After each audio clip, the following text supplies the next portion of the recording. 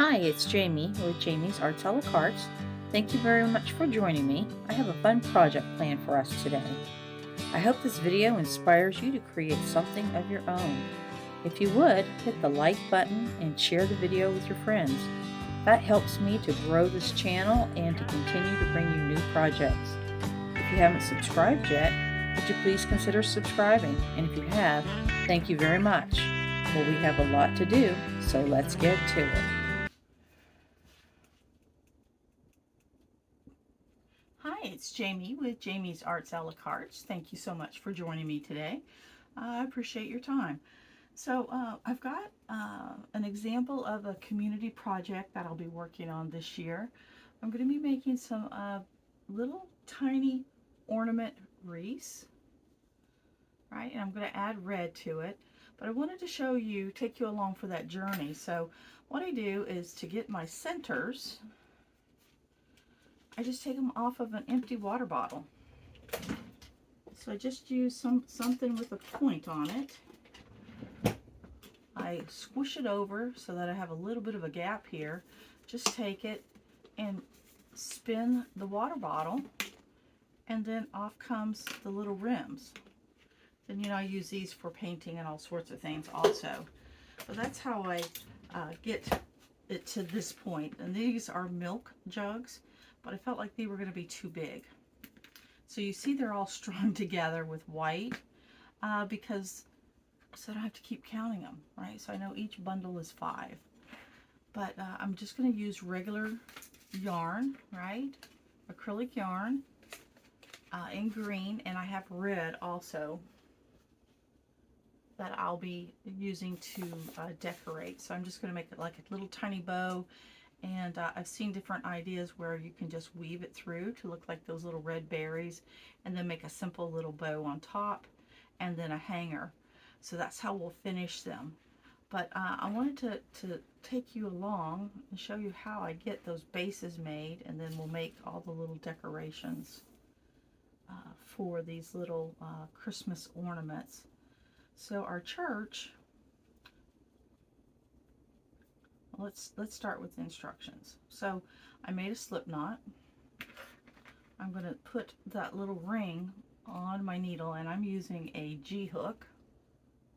So one of the smaller ones than what I usually use. So I put the ring on the needle, on the hook, put my loop over, tighten it, pull it through, and then it's just going to be like a slip knot all the way around, right? Not even a single or anything, just literally going to catch it and pull it, because my idea is I'm just trying to cover this blue ring, which is the actual base. And it can bend like that, doesn't matter, because it'll always be able to go back to that circle. I haven't had one that would not yet. I'm just doing an overview here, and then I'll bring you in for a close-up on the next one, just so you can see how I've got the yarn. I've balled the yarn to make it easier, and I'm just doing slip stitches all the way around.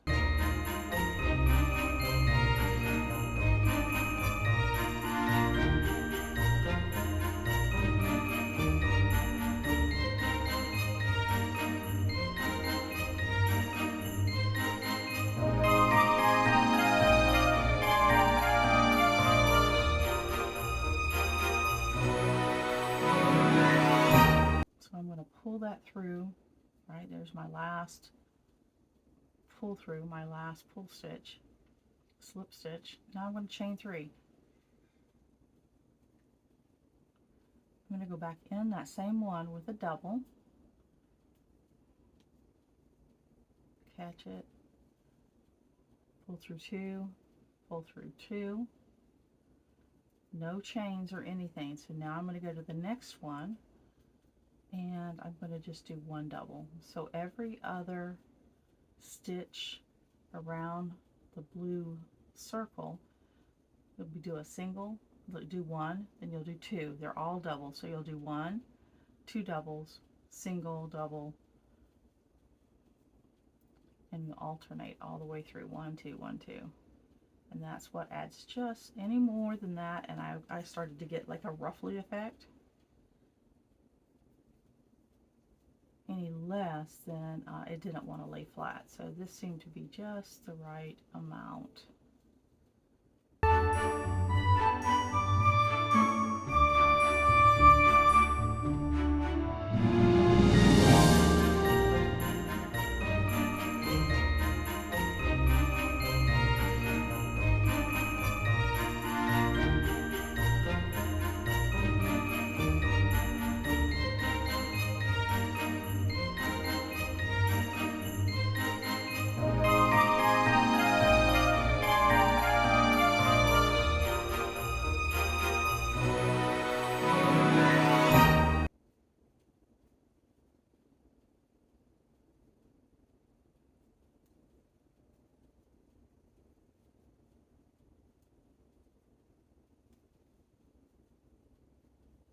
Alright, that's that last one.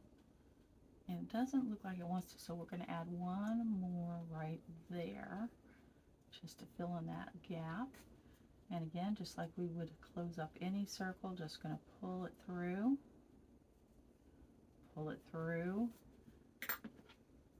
and then I'm just going to give myself a little bit of length, because then what I do is I come in here to create like that double knot. And I found not to make it too long, because when you pull it and you make it go tight, you have that, and that's what you have to weave. So the shorter amount to weave is good. So I take the back stitches. I'm just going in and out the back stitches just to help to hide that little tail. On that first tail, I wove it in. You see I have a little bit poking out. I'll pull it a little more, and then what I'll do is I'll trim both of them. It's about as far as you can go. I take it to the front, and I'm going to pull it, and I'm going to make my nice circle shape. So I have a little bit there, a little bit there. Very, very little waste, which is a good thing. Just like that. Alright, I'll adjust the camera, bring you way in so you can actually see the stitches, but I wanted you to have that good overview. So there's the goal of what we're trying to do. Alright, we've made some pretty good progress on our little Christmas wreath package toppers. So I made both a yarn kind of bow, ooh, drop those, or you can do like a little, just a regular little bow, which you can get like 40 of these in a package like at Walmart. I thought it was kind of small for this particular one, so then I came up with making these little bows, and they're both just hot glued on, but that's them. So started out with a little ring, covered the ring in a slip stitch, just slipped it through, then I did doubles all the way around. Then I took a darning needle and thread red around, and I made the string long enough so that it had the hanger, and we're going to make some of those just so you can see it. And then hot glued a little bow right there at the top. So let's start by threading, and I made them longer than I needed, but that's because I cut everything ahead of time. It just helped me to go a little bit faster. And I leave it pretty short because you'll see it's saves time to not have to always adjust that. So what I'm doing is I'm finding where I started, I'm coming up, and I'm going over just one of those double stitches, and then going back behind, and then going behind two, right, and then down one, and make sure you go between. Sometimes you don't want to use that darning needle on those threads. Two, cover one, and then come up through two, And then what I found, just got to pull it a little bit, and I leave like about 6 inches, and then I kind of stretch it, and you can take your little needle, I do this at the end usually, and then pull it through, and that kind of mimics little holly berries. Try to pull it down to the middle, again on top 2, and so you're just weaving it in and out. So you're going to cover over 1, right? Cross over 1, go behind 2, over 1, behind 2. Try not to catch those extra fibers. And give it some room there. Again, over 1, behind 2. It's just 1, 2, 1, 2, 1, 2.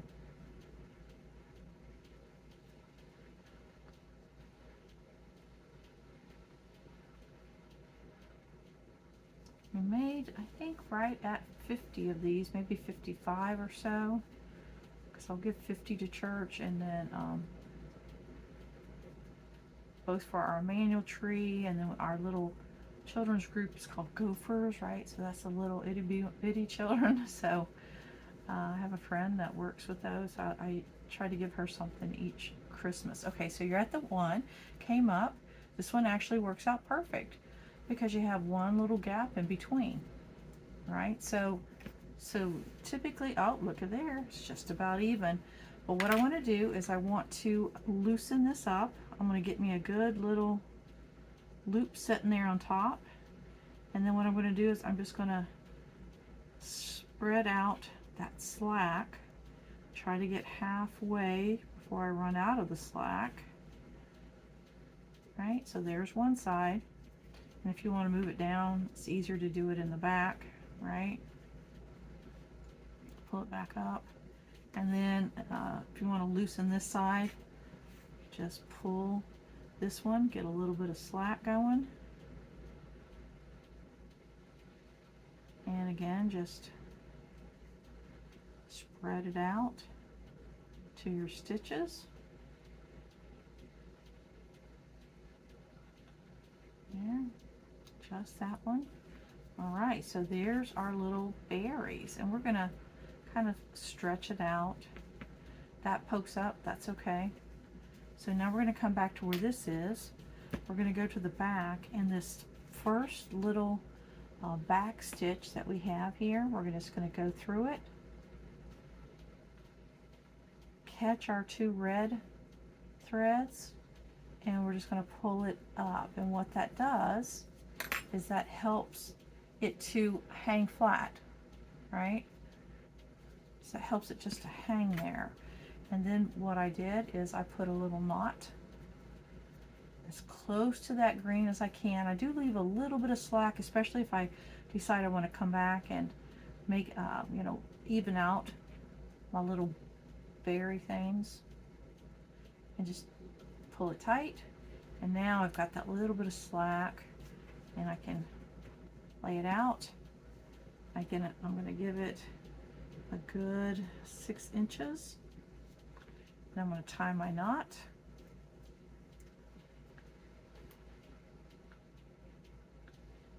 And the recipient, if they want to shorten this, that's a super easy thing for them to do, right? And then I come in and I just cut both even. And then I go ahead, and any little ends we have poking out, I'll go ahead and trim them. I saw one back here. We'll go ahead and pull it, trim it. Again, this isn't going to be, you know, like a wear and tear kind of thing, so I don't have to worry about if my cutting it super close to the knots. All right, that takes us to there.